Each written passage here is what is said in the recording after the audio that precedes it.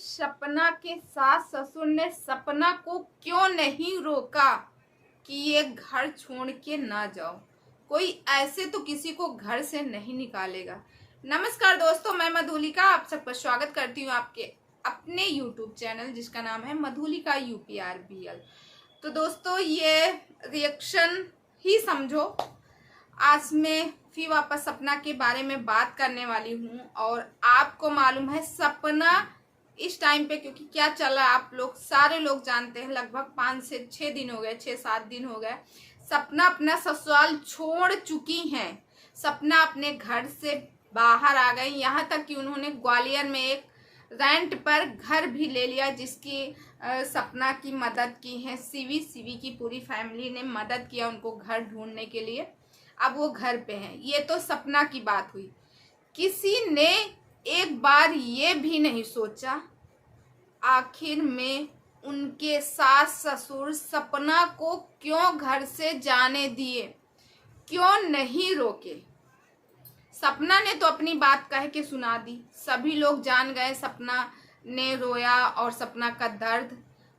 इस जगह पे सबको सपना का दर्द तो दिख रहा है, ठीक है, मगर उस माँ बाप का दर्द नहीं दिख रहा किसी को।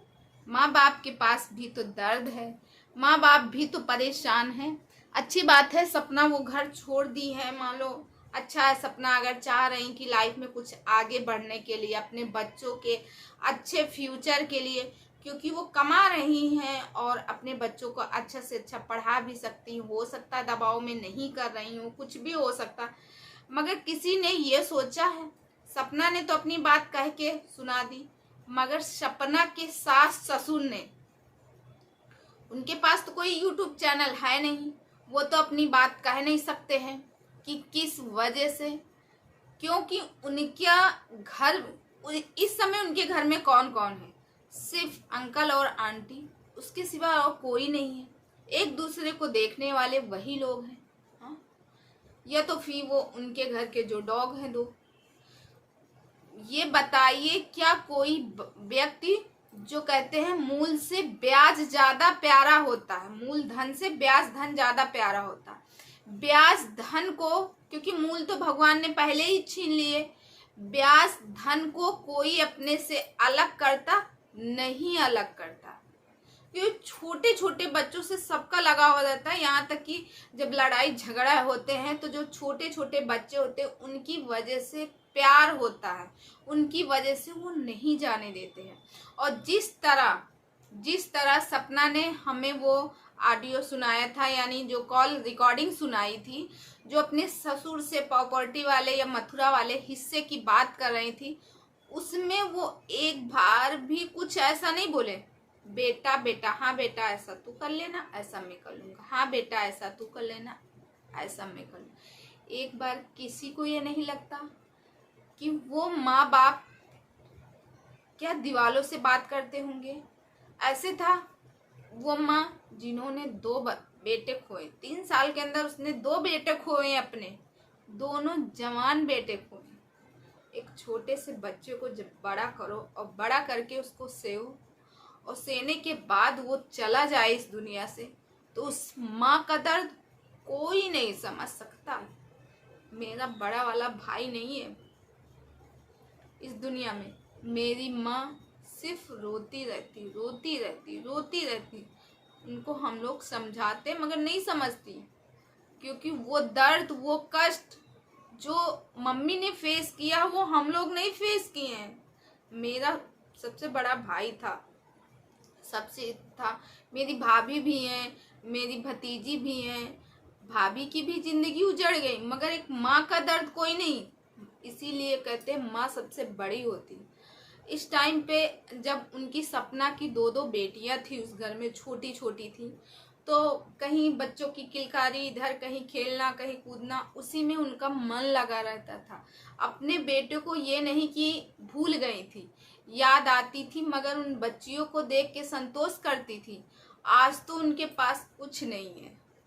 और इधर सपना, अब क्या पता सपना के मन में क्या चल रहा हो। सपना ने वहाँ से निकल के आके और बहुत जल्दबाजी की क्या सपना अपने मायके में 1-2 दिन नहीं रह सकती थी या हफ्ते भर नहीं रह सकती थी? दोस्तों, सपना ने बहुत जल्दबाजी की। कभी कभी जल्दबाजी में फैसले गलत होते हैं। मैं तो यही चाहूँगी, अगर ग्वालियर में भी रहना है तो इनकी पूरी फैमिली साथ में रहे, इनके सास ससुर और हंसता खेलते फैमिली, हंसती खेलती जो फैमिली है फिर वापस एक बार साथ में रहे। भगवान से यही प्रेयर करूँगी, क्योंकि उस घर से सपना की तो यादें हैं ही हैं, साथ में देखो उस माँ बाप के, मतलब कहते नहीं बुढ़ापे का साया कोई नहीं है। जब बुढ़ापा आता है ना, ऐसा नहीं है कि कोई बुढ़ा नहीं होगा, आज हम होंगे कल आप होंगे, सबका ये है कि एक दिन बूढ़ा होना, एक दिन दुनिया से चले जाना। उस घर में हम लोगों ने हंसता खेलता देखा है, हंसती खेलती फैमिली देखी है।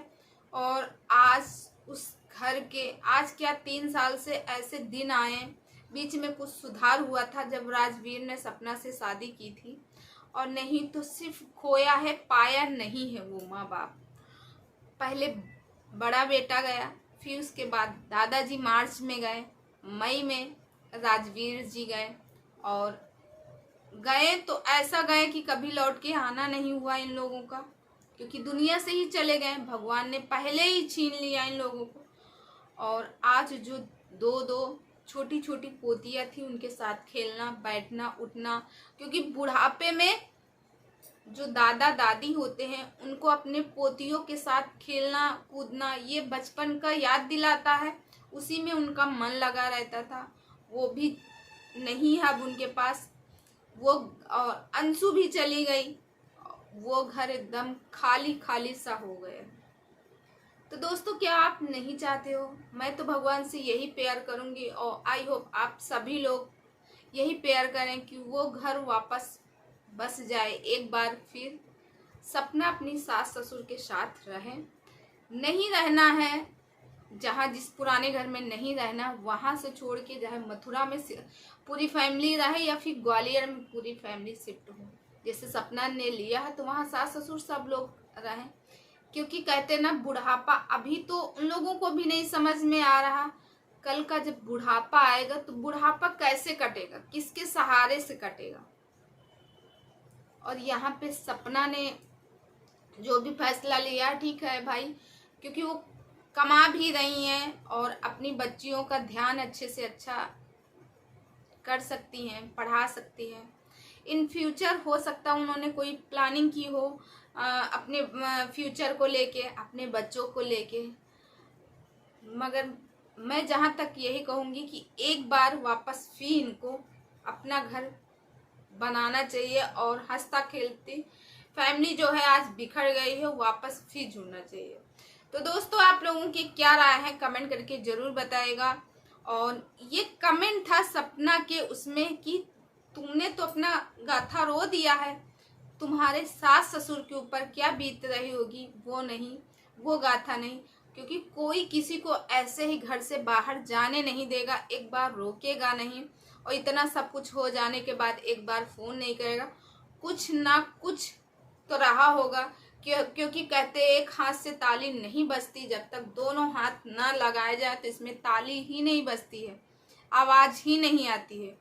तो कुछ ना कुछ तो रहा होगा दोस्तों।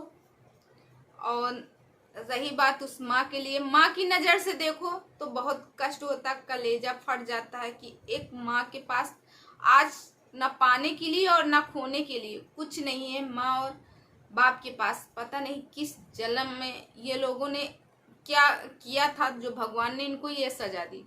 और उधर सपना के पास भी कुछ नहीं है बेचारी। अगर सपना की तरफ से देखो तो उधर भी दुख होता है कि बेचारी 2-2 पतियों का सुख नहीं पाई, जो आए वो भी चले गए। इस हालत में अगर जिसके पति नहीं है, तो भगवान ऐसा दुख किसी को ना दे। इस हालत में अगर कोई इंसान सही कुछ बोलता है तब भी वो चुभता है, लगता है, कष्ट होता है। और फिर उसके साथ तो इतना बुरा बुरा हुआ था। और यहाँ तक सपना ने जो किया वो सही किया, बट एक बात मैं कहना चाहूँगी यहाँ पे, मैं खुद कि ठीक है सूरज जी जो आपके साथ करते थे, भगवान ने उनको सजा दी या कुछ भी किया, वो चले गए इस दुनिया से, मगर उस बात को नहीं इस तरह सोशल मीडिया पे लानी चाहिए थी और किसी और जरिए से आप बात को एक्सपोज करती, किसी और जरिए से इन लोगों की सच्चाई लाती, मगर अपने मरे हुए पति को लोगों से बददुआएं लेके क्या मिल रहा? कुछ नहीं मिल रहा।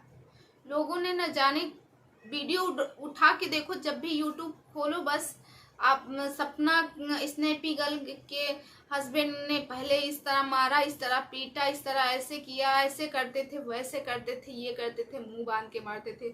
कुछ भी रहा हो, वो इंसान अब जब नहीं है इस दुनिया में तो उसके बारे में क्या ही बोलना। और मैं तो कहूँगी कि भगवान उनकी आत्मा को शांति दे, वो कहीं भी हो। बस आप अपनी लाइफ में खुश रहो और अगर हो सके तो